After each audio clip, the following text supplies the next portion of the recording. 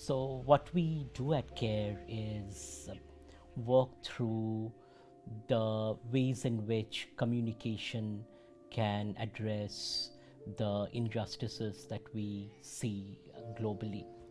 The theoretical framework we draw upon is the culture centered approach, which makes a fairly simple argument, which is that when you build voice infrastructures, meaning resources, spaces, architectures for voices of those at the margins, those become the basis for transforming structures. When you build these voice infrastructures, that those who have systematically been marginalized can participate in these voice infrastructures to mobilize, to articulate their voices, and through that process, change the overarching norms, rules, and frameworks that guide how resources are distributed in society.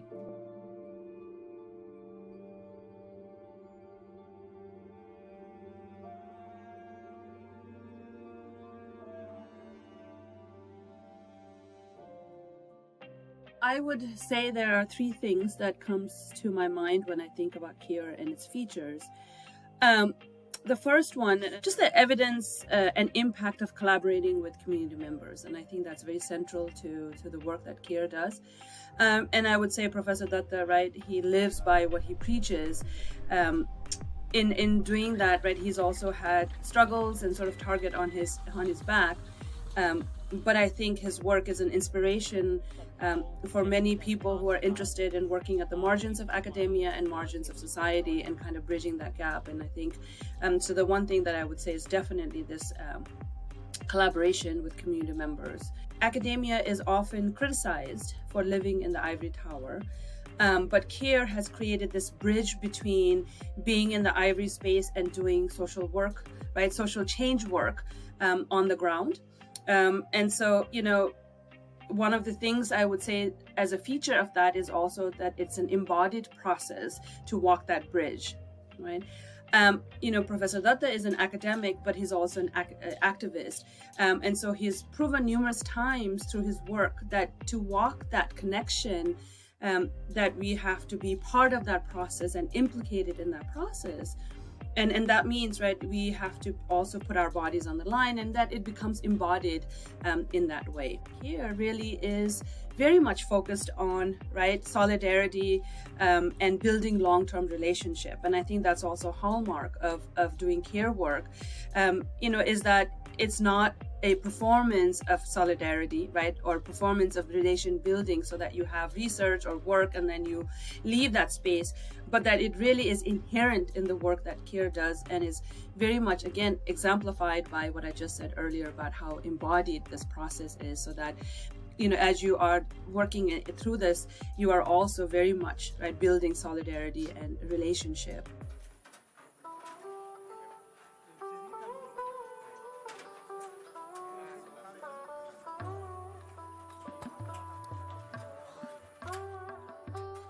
In a culture-centered project in the Pialgeria village in the Paschim Midnapur district of West Bengal, the CARE research team led by Professor Datta collaborated with community members in identifying local problems and developing locally meaningful solutions. Through participatory workshops, community-wide surveys designed by community members, and village-level meetings, community members decided to build local spaces for nurturing leisurely activities such as dances, games, and everyday interactions. In the life world of the community, these dances and games and the everyday interactions within the community were integral to their realization of health. Our culture-centered project, guided, designed, and owned by community members, zeroed in on building a local community center. The community planned the budget, the design, and the labor. Community members led the implementation of the project, contributing their labor, managing the accounts and resources, and coordinating the various activities. The Community Center project depicts the framework of the CCA in placing communities at the heart of concept development, ideation, and implementation. When communities are placed at the center of design, they are the enablers in figuring out how to understand the problems in their everyday lives and the kinds of solutions they need to develop.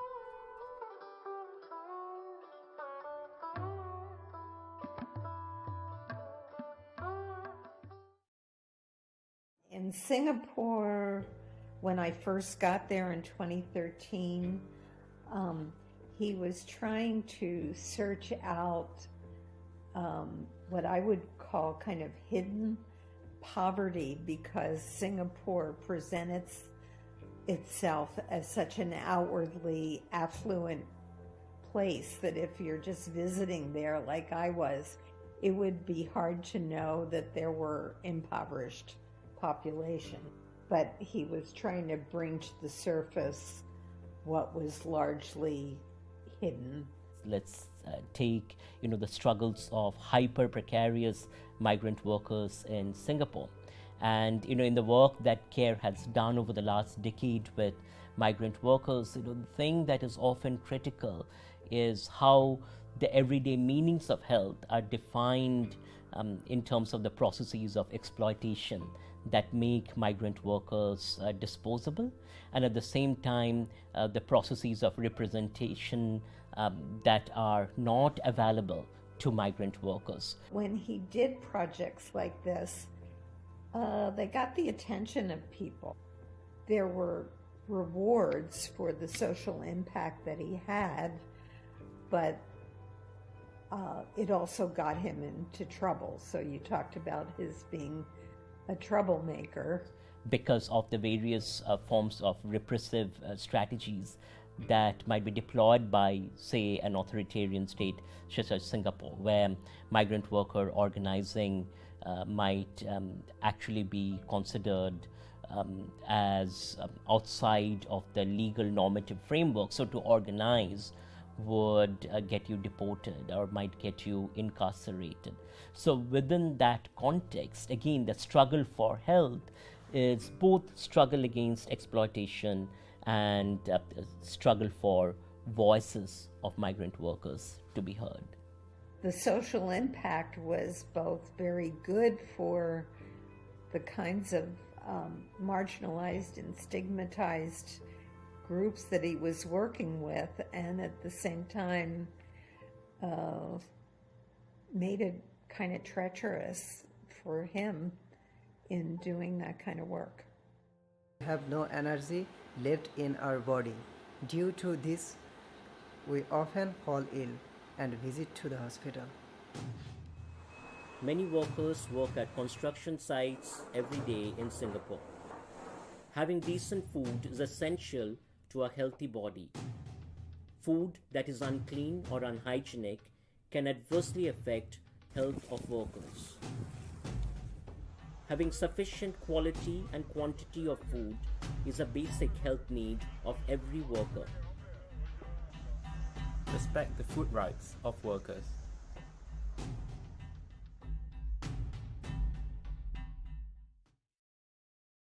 So CARE is a little bit different to other research centres in the sense that we use an approach called the culture-centred approach, and rather than sort of going into a community and doing a one-off survey or a series of interviews and making an observation and then just leaving it there, we do field work and we actively work with community members to identify problems that are meaningful for them and co-develop respective solutions. So within my own field work in a place called Glen Innes, we co-developed a media campaign where residents could share their stories. And so I've seen that social impact firsthand. Following the research, we did a series of evaluative interviews and found that even the act of open-ended questions of what does health mean to you and what are some of the struggles that you're going through, that in itself had a degree of transformative element, just being listened to. But within the advisory meetings as well, you know, you see people taking ownership, you see people's attitudes changing, you see people becoming more and more involved. And of course, with the campaign, we were able to bring residents' voices to the forefront in ways that gained national attention. Where we live affects our health. Glen Innes example is an excellent one for communities negotiating poverty in Aotearoa. The everyday experiences of health are tied to the conditions of poor housing, or the lack of housing, or what one might consider housing insecurity. You know, that is directly connected to issues such as mold in the housing, the lack of proper insulation, the lack of access to heat during the winter months, which then again are intertwined with experiences of asthma, experiences of flu, with symptoms like bronchitis, for instance, but also with overall sense of insecurity, which is key to health, including impacting mental health. Where you live determines the quality of your healthcare. I had to wait 3 hours before I got up and asked him again. I had to come again to the library and sit there and read a book. After 3 hours, I came outside, went back, and so that about 5 hours before I was asleep. That happens every day. Waiting hours to receive medical care means that the sick get sicker. Poverty is not our future. Let's take the example of housing, is building the infrastructures for voice. The argument being that when you build these voice infrastructures and those at the margins can participate in articulating their voices and in expressing the meanings that are salient to them, that becomes the basis for generating empirically based, locally situated, conceptually rich knowledge claims, which then challenge those broader structures, but also through that process challenge the systems of erasure that have kept those kinds of knowledge frames out of the discursive space. So when CARE builds these or co-creates these voice infrastructures with communities at the margins, such as we saw in the No Singaporeans Left Behind campaign in Singapore, or the campaign in Glen Innes, Poverty is Not Our Future, created by advisory group members made up of communities that are struggling with poverty, right? So these advisory groups in that sense are quite transformative. They are not built of experts or professionals or service providers, but these advisory groups comprise people, households that are negotiating poverty.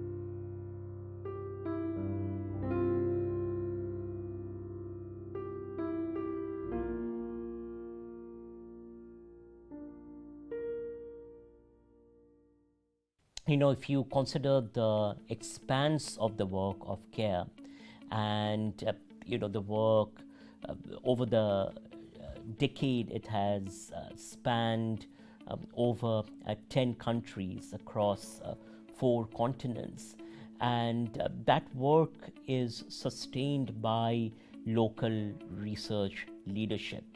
And what that essentially means is that these researchers at the local level in various communities actually shape the theorizing process, take ownership of the theorizing process, and take ownership of the kinds of interventions that are created out of that research process.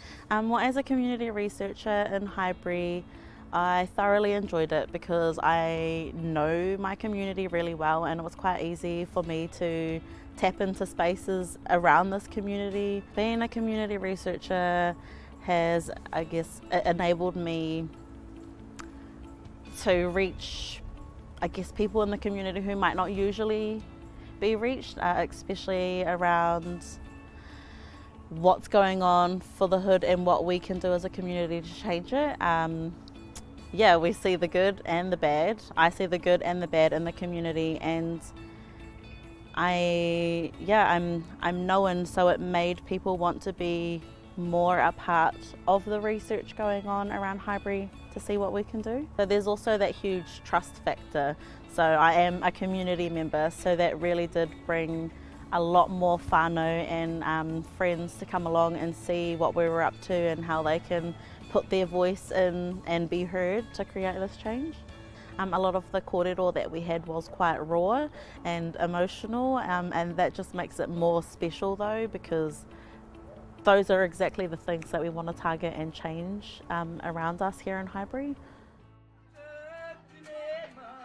Maybe 10 of us, 12 of us got all been getting together for the last probably 5 weeks, organising this beautiful and wonderful Matariki event celebration for 2021, all sort of being tautokoing each other and just supporting each other, getting it all organised and gathering up all the resources and the tools, and yeah.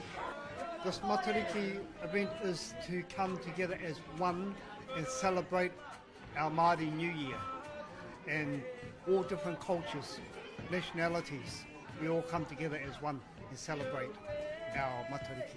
But everybody, everyone, that's all the members of the advisory Highbury group have just been amazing. Everyone's just helped each other and get everything here and set up and ready for tonight's event. We actually come together as a whānau and discuss, what things we can do for our community and how we can progress with a lot of our mahi. So I've been with the group 3 years now. So, in those 3 years I've seen how we've progressed. Just coming together as part of a community, part of the Highbury community, and just getting together and just sort of creating this amazing event. We need our whānau within the Highbury area to come together as one, where we support each other, where our community come together and we can be safe within our Highbury area. I think with communities like ours, often the press looks for the negative story, but there are lots of positive stories happening all the time. Community can get together to do positive stuff. We need to hear more about it. I think just be really proud of where we all live. I mean, I live here too, and we need to be proud of our community and speak positively about it to people. Yeah.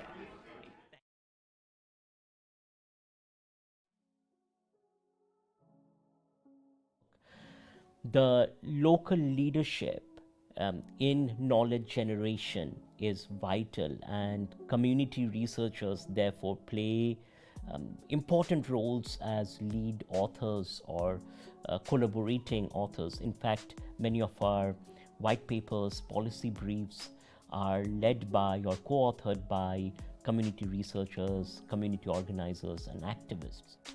What I personally for myself have felt and feel amongst our LGBTQI people is the togetherness, the whakawhanaungatanga, tautokotanga, awhitanga, that feel-good factor of bringing us all together and discussing that very important issue of sexual and family violence amongst our LGBTQI family. So yeah, it's been really enlightening for me, and having to draw everybody in and talk about the experiences and, you know, sad, good experiences and everything. And yeah, it's been really good, because I found out now that I'm talking to trans brothers.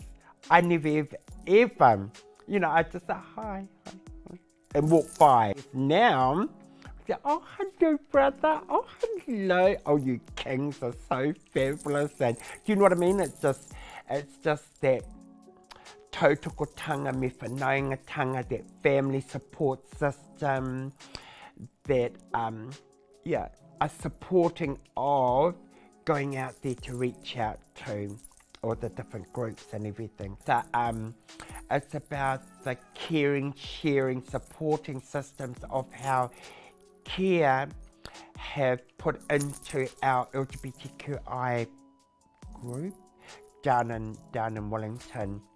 As you're trying to experiment with these various forms of knowledge generation and changing practices of claiming ownership of knowledge, you're also struggling against a structure that is quite set in terms of its traditional ways. So you see what I mean, that while you're engaging in these practices, you're simultaneously trying to participate in conversations that hopefully transform how our discipline sees the work of knowledge generation, and how the acknowledged structures of knowledge generation see the process of knowledge generation. And I think that is where we have more work to do as CARE.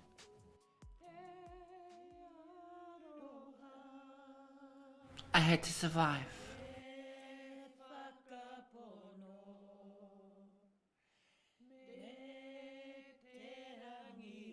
I had to make hard choices.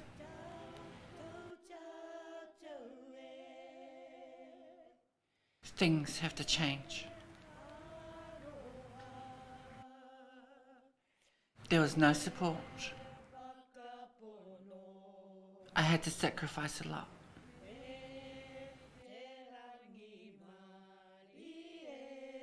I'm tired.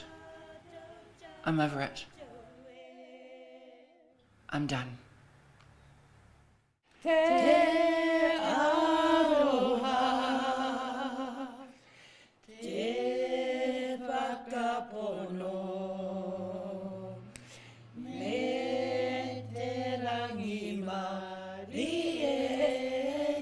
I found hope. Aroha.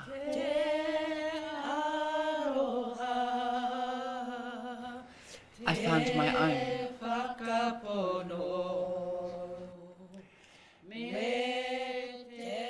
Be the pride, be the colour, be the rainbow, be you.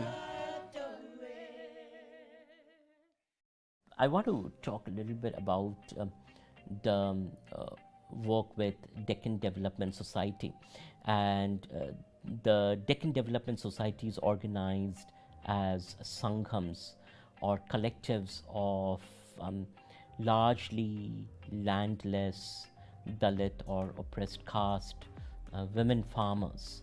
And the work of the women farmers in building transformation in agriculture by turning to indigenous knowledge systems, by turning to practices such as seed saving and seed sharing, which challenge the neoliberal, neo-colonial onslaught on agriculture that we see across the global south, is built upon creating voice infrastructures. And for the women, and this is something that women have done in DDS, voice infrastructures take the forms of community radio and community-based video storytelling. So they have already been doing that. They run a radio station where they narrate the story of the seed, but that is juxtaposed in the backdrop of them narrating everyday local events, creating news that is locally based, creating programming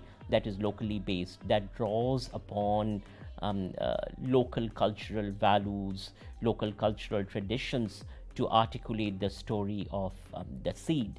The same thing they do with video-based storytelling in terms of creating documentaries, building knowledge registers that actually challenge the neoliberal formation, which suggests that biotechnology-based agricultural interventions are the solutions to food insecurity in the backdrop of climate change. And they create an intervention that actually challenge this very large-scale global knowledge system that is fueled by the forces of global capital. So you can think about the powerful forces behind that dominant knowledge system, and the women intervene into that through their storytelling based upon video-based narratives. A key lesson in this project is how voices of communities matter. We have often said in culture-centered work that when you listen to people, they tell you what the problems are and how to solve them. One thing we learned from the women farmers in this project, as you can see throughout their voices, is that when they participate and when they take ownership, they pretty much have a good understanding of how to go about solving problems. In this case, the problem of climate change and how to adapt food systems to climate change. At the end of the day, then, the key lesson to take away from this project is that listening to community voices, voices at the grassroots, can offer us solutions about how we look at problems of global warming and climate change and look at ways of solving these problems. So the Activist in Residence program is created with the idea that activists who are negotiating structures, challenging structures, have much to offer in terms of the knowledge about struggles for justice by drawing upon their lived experiences in these struggles. So it goes back to this idea of democratizing knowledge through the culture-centered approach that we talked about earlier. And the Activist in Residence program is an intervention in that sense fundamentally, that it recognizes activists as generators of knowledge, as participants in the process of knowledge generation. So an activist in residence spends about 5 to 6 days here with us at CARE. During that time, they deliver a public talk, they participate in a workshop, and then they work with me on the white paper, and they also participate in a dialogue in the form of an interview. And it's quite powerful, Richard, in terms of seeing how that program works toward democratizing knowledge, but also building sustainable relationships toward that process of changing these hegemonic structures, including structures of knowledge generation. It was quite an extraordinary experience when CARE first came to Aotearoa, New Zealand, about over 4 years ago now, I think. Because there'd never been anything like this before. For decades, I've been working at the interface between academia and the activist world. And it's always been very concerning to me, the lack of understanding among university people about the realities of activist life and work for change, and what the activist community can offer to the academic world and vice versa. So when this institute came to Palmerston North, and I first met Professor Dutta and his staff and research people, I was so impressed at their genuine commitment to working with people, activists and researchers who are community-based in a genuinely respectful way, rather than in the top-down elitist way that so often happens between academics and those of us who, at least in my case, mostly work outside the system, though I've been inside it as well. So the genuine commitment to bridging the academic activist divide to actually achieving change at community grassroots level in a real way, using research for change, not just locking it up in journal articles and books and in the lecture theatre, and to having real dialogue between those of us who are outside and those who are inside the system. These were all really innovative, and I've just seen it changing and developing over the years that CARE's been here, and I'm really grateful that CARE came to this country, this isolated outpost at the bottom of the Pacific, and have shared their work and knowledge and experience and development with us. I was quite surprised actually to receive a link from the university that wanted to hear what I had to say around the area of colonisation, but I think it was at a pivotal time not long after what we considered to be the 250-year colonisation and the replica Endeavour arrival. So it was a follow-on from that, and coming here to discuss and talk about some of the issues that we faced at that time and the way in which Māori had interacted with the replica coming back to Aotearoa. So it was really good experience to have met with you. I've met with the team. I found it was awesome programs that you had been running here, and the ability to want to engage with our ethnic groups, our refugee groups, and where is the space for Māori in terms of what we can offer and what can be built in terms of our relationships. Those activist in residence conversations also become spaces for bringing in our community researchers, our community advisory group members in conversations, and they become dialogic spaces, if you will, for knowledge exchange. I think it's very important. I think it should be in every university because it allows that face-to-face contact with students that may not actually get that opportunity to learn from what's happening at the grassroots level with activists like ourselves, and that misconception of what we actually represent and who we represent. And before the program, the only way it's delivered is through media as to what that looks like, and that media is normally controlled. What they see on TV is not necessarily what they get.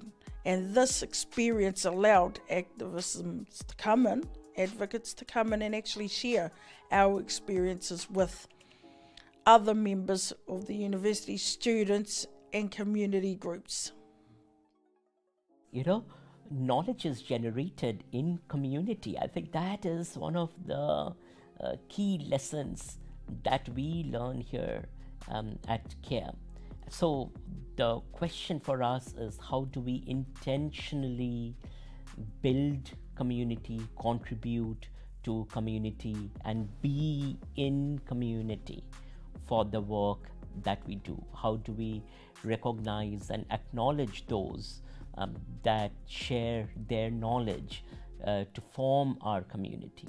In terms of how we think of CARE, is in the idea of CARE as community, and it's really important for us to build that invitational spaces with other academics as much as with activists and communities, and we are so privileged.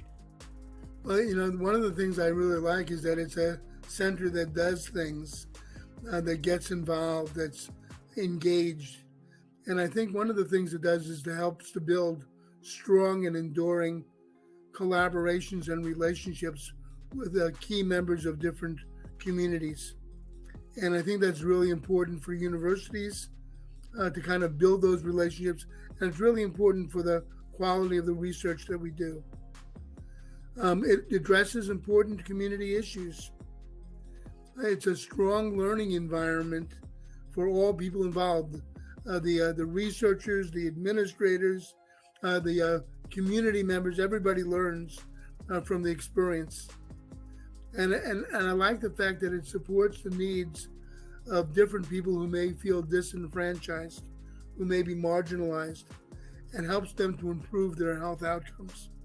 The principles of the kaupapa of CARE around empowering communities to address their own problems and inequalities are so important in this day and age of kind of with the withdrawal of the welfare state, the underfunding of communities, and underfunding of welfare and care and health and these kind of things. So it's so important for communities to sort of be empowered to act for themselves, to solve problems for themselves. And at the end of the day, I mean, what else is communication research for if it's not about being about having a social impact and about like helping people and actually like addressing the really, really bad problems of inequality caused by inequality in our modern society. The story of the center isn't just a series of projects that come one after another, and it's not just a series of concepts that come one after another. A story that I often tell my students when trying to explain the culture-centered approach comes out of that experience of being with CARE while they were in Singapore, and that's that there was a foreign domestic worker, I believe she was Malaysian, working in Singapore, and had been involved in these conversations about how to create the Respect Our Rights campaign that would inform employers of their obligations to foreign domestic workers. And creating that campaign is one thing, but that particular domestic worker came up to Professor Dutta after the conversation where they were looking over the campaign materials, and told a story to him about how her employer had seized her passport and was not allowing her to return to visit her family, and that she had accused her of stealing so that the police wouldn't help the foreign domestic worker.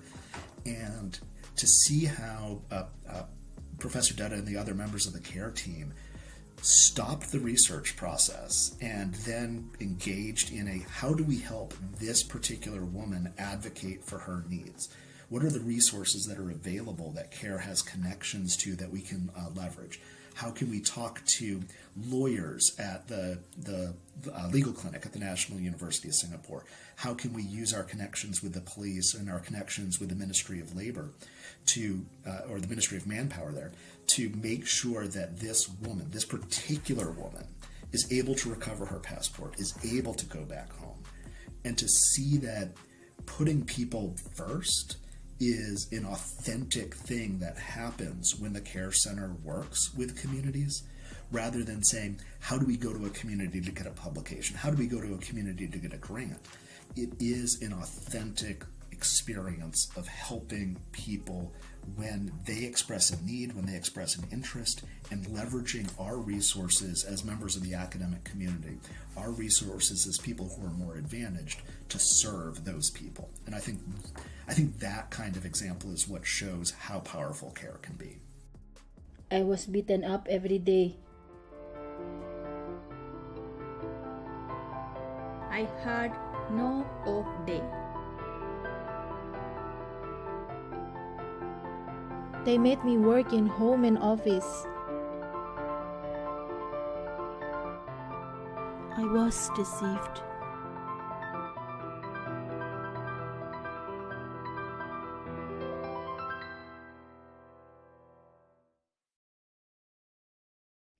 Despite the Singapore law specifying very clearly the rights and terms of a foreign domestic worker employed in the country, there are many employers who are guilty of not respecting these agreements, often subjecting the foreign domestic worker to a violation of one or all of these terms of agreement in her contract. Based on Home's report in 2012, 96% of FDWs interviewed by Home had their documents confiscated, including copies of their contract. 78 of these 151 women were deceived about the content of the work contract. The contract protects the rights of both the worker and the employer, outlining specifically the FDW's right to food, shelter, days off, rest times, wages, place of residence, and conditions of work. Well, I know that there are, in addition to Mohan, a lot of great people that got their start or got a great education, whether that was formal or informal, working in the care context. So my collaborator Tarati Taiaroa introduced me to the work of Professor Mohandatta. Together we studied one of Mohanda's texts titled Voices of Resistance. And one of the most compelling ideas to my mind was this concept, communicative inequalities. I understood it as a concept that theorized inequalities in opportunities for voice, infrastructural and otherwise, for voices to be heard. So the emphasis of the book I read as having this core idea of creating spaces for listening to voice, and especially voices of resistance that aim to create openings for a politics of social change. So knowledge at the margins is embedded within struggles. That is something we learn from communities at the margins, that you cannot separate the process of knowledge generation from the struggles against the forms of marginalization. Tarati and I began to ask, how can a hearing be made possible within the form of an exhibition? How might our practices create openings to listen to voices from the margins of the margins? Can curatorial practice be delinked from exhibition outcome and instead be motivated by ethics of listening, imagination, and relational commitments? In 2019, Tarati and I invited Professor Mohandatta to give a workshop on these topics at St. Paul Street Gallery's Curatorial Symposium. Afterwards, that same year, Tarati and I undertook an internship at CARE and trained in the CCA. I've had the good fortune since to work at CARE as a community researcher and a junior fellow. So a fundamental ethos of CARE is to place our bodies in the midst of struggle, in solidarity with struggle, because after all, if you're going to co-create voice infrastructures, that calls for us as researchers, as community researchers, to be present in those struggles against racism, against colonization, against capitalism, against Islamophobia, against casteism, depending upon the context, and actually then work to mobilize alongside communities in those struggles to transform structures. For me, as someone who's worked in the arts and culture, what CARE offers is a way to think through how to authentically connect the work that we might do in galleries and museums with a aspiration for positive social change, for social justice and so on. And what I find the CCA to be really powerful in is guiding us and providing us pathways to make those connections as being centered on the voices of the margins of the margins. And this concept can sometimes feel difficult to theorize, but the methodology offers us in many ways how it is that we might attend to the processes of marginalization.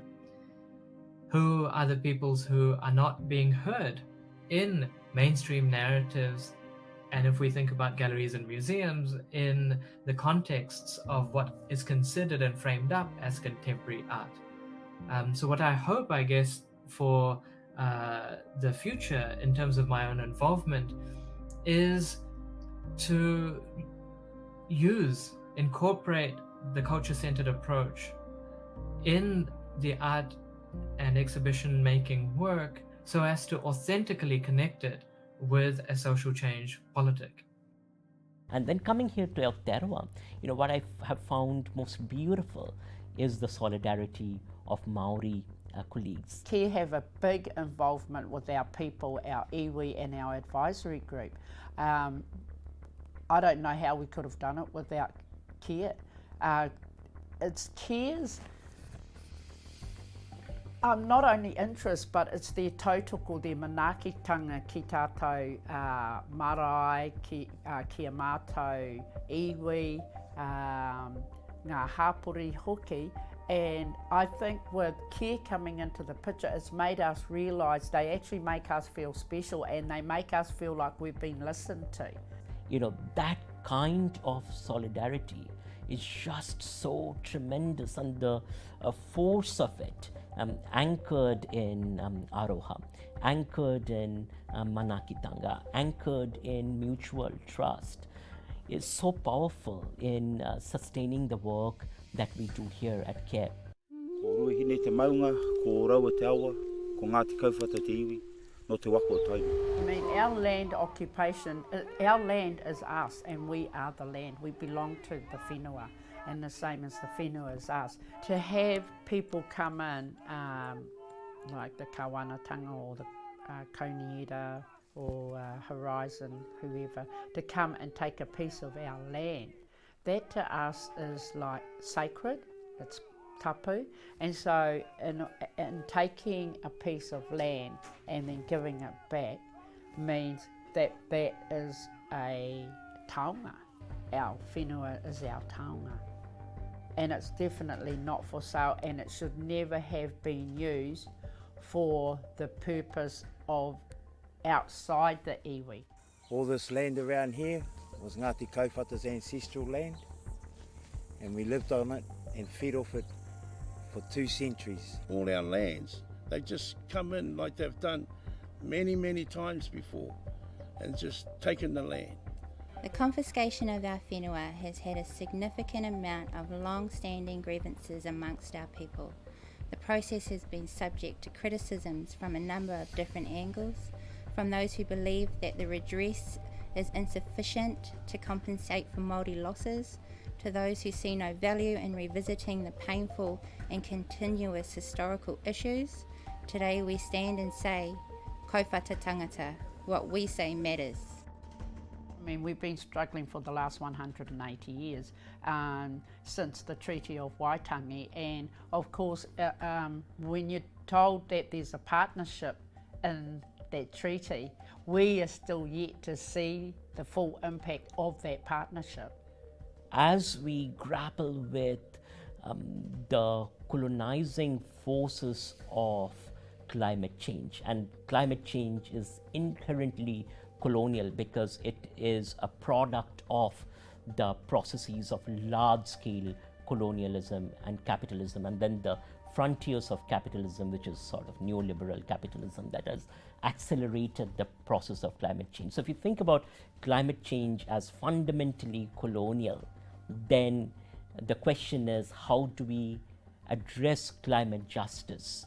And for the work of CARE, to address climate justice is to build infrastructures for the global south and the south in the north, to participate in forms of knowledge generation, and to work through these forms of knowledge generation to create solutions locally, to address processes of erasure regionally and nationally, and globally to challenge the forces of colonialism and capitalism. We felt that we needed representation for our iwi, me ngā hapu, and when we had heard from the council that they weren't willing to accept our Māori ward, we had a meeting with all other iwi, representative of 12 other marae in our area.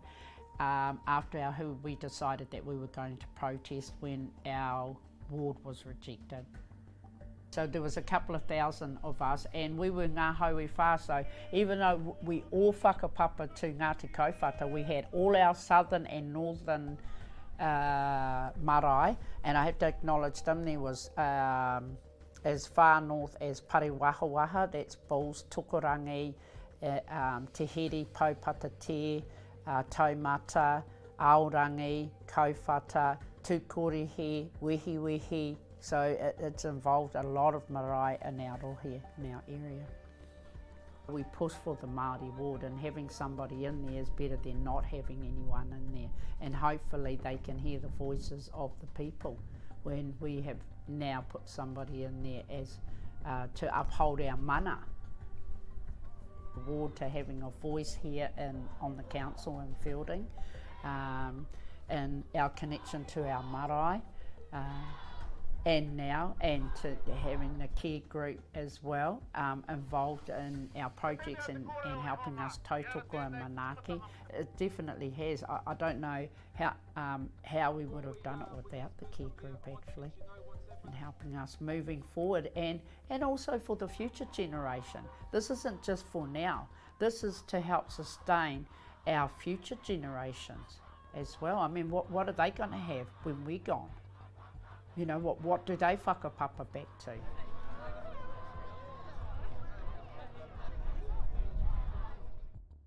The confiscation of our land was the confiscation of our identity. The negative impact on our people has led to loss of tikanga, loss of language, poverty, homelessness, suicide, high crime rates, addiction, and so much more. Forced and beaten into a colonised way of living. This has affected generations before me and will be felt by generations after me. What we say matters.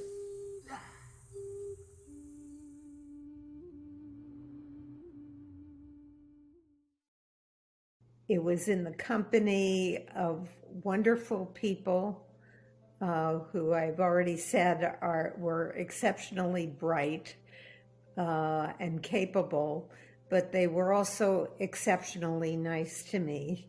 And I feel like some of those relationships, they were all important, but some of them will be lifelong friendships.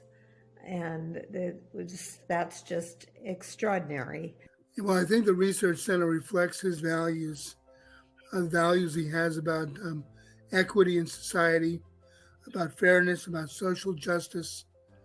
It illustrates his sense of compassion, especially for those people who are disenfranchised and marginalized in society. It also reflects his strong desire to make a difference and to address important issues and to make the world a better place. I want to acknowledge that much of the foundation of my work, right, is very much rooted in CCA and the teachings of CCA. And it continues to impact me as an individual, as a scholar, as a teacher, right? I bring those into my classroom, into my research. And especially for those of us who are scholars of color, but also, people who work in spaces and critique oppressive power arrangements in our field and want to be grounded in social justice. And I think, I just wanted to reiterate that even though he's located over there, his work continues to be impacted and felt, I think, across all oceans. The community researchers are part of Team CARE, the team. We're kind of all doing their own research around different things, but we all still came together to support and tautoko one another when it came to events or anything going on in those communities. So it did feel like a whānau working alongside the other community researchers as well. We call it whānautanga here in our Māori language, that togetherness of feel-good factor within youth have made us feel so good and so wanted, I guess. Yeah, welcomed. Yes, yeah, no, we've had I've had a really good experience and everything with the care team. And so it was being able to see how that information that you read in a journal article or that you read in a textbook becomes live when you go into the field, becomes live when you engage with a member of an underserved community. How you see that it's not just the culture-centered approach is not just a set of rhetorical devices, it's not just a set of standards that come out of theory, but by working with people in lived environments, being present in Singapore with CARE, let me see how you put those principles into action. I mean, the way that the CARE's been received, I mean, the impact that it's had just in it's been here 4 years, and two of those years have been during a pandemic. The way and the kind of attendances that you got for some of the activist and residence sessions, and and that kind of thing just shows, there was a real desire for something like this to happen. And it's kind of, it's right place at the right time. I think it's one of the most important things about CARE is that Professor Dara and others working with him are open to genuine challenges from other academics and from community activists and researchers, that serious challenges, that it's not some kind of top-down hierarchical classic academic elitist space of which we have far too many in this country, but that and in accepting that challenge, of course, that challenges people like me back, and so you get that stimulation which true academics should actually relish, and true activists should relish, and that's one of the greatest things about CARE. And from that dialogue and from that challenging of each other, because I'm challenged as well, from that we both learn, and of course that's what it's all about. What I find the CCA to be really powerful in is guiding us and providing us pathways to make those connections, as being centered on the voices of the margins of the margins. Who are the peoples who are not being heard in mainstream narratives? I would love to see more programs like this being fully resourced and put out into the communities, and building those ethnic and Māori relationships to move forward, and policy development to allow further doors to open and build for those groups that are actually struggling out in the communities. And CARE gives us that opportunity to express how we feel and how we've been feeling in the last 180 years. It's given us the opportunity to create projects to better enhance the well-being and health of our people.